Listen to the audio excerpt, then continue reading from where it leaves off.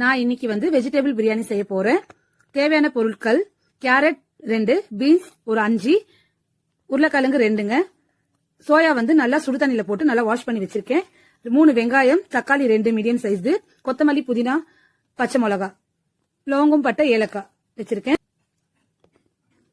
எண்ணெய் போட்டுக்கலாம் 100 gram.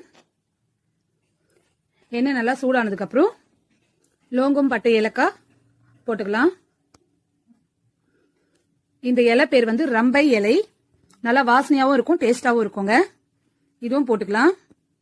Medium size 3 வெங்காயம், தக்காளி மீடியம் சைஸ் தக்காளி 2, அதுவும் போட்டுக்கலாம். நான் கொத்தமல்லி, பச்சை மிளகா, புதினா அதுவும் போட்டுக்கிறேன்.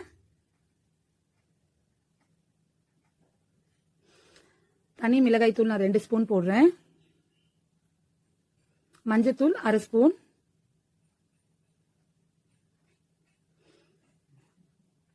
போட்டு நல்லா மிக்ஸ் பண்ணி விட்டுருங்க.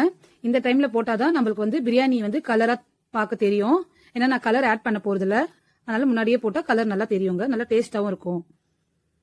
உப்பு வந்து தேவையான அளவு போட்டுக்கோங்க. பிரியாணி இந்த பிரியாணி மசாலா கடை பிரியாணி மசாலா தான் போடுறேன்.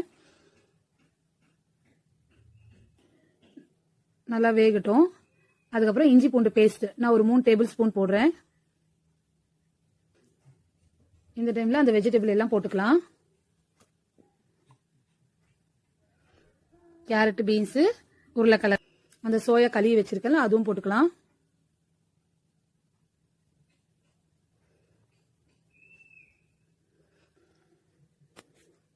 லெமன் 1/2 லெமன் போடுறேன். தயிர் அதே மாதிரி 2 ஸ்பூன் போடுறேன். போட்டு ஃபுல்லா மிக்ஸ் பண்ணி விடுங்க. பாருங்க இந்த மாதிரி வதங்கிருச்சு.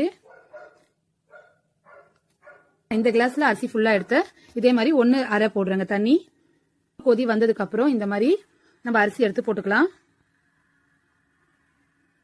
அரிசி நான் ஃபர்ஸ்டே வாஷ் பண்ணி வச்சுட்டேன். போட்டு விசில போட்டுருங்க. விசில் வந்துருச்சு பாருங்க, ப்ரெஷரும் போயிடுச்சு. ஓபன் பண்ணி காட்டுறேன். தண்ணி கொஞ்சம் கூட இல்ல, சாஃப்டாவும் ஆயிருக்கு பாருங்க அரிசி.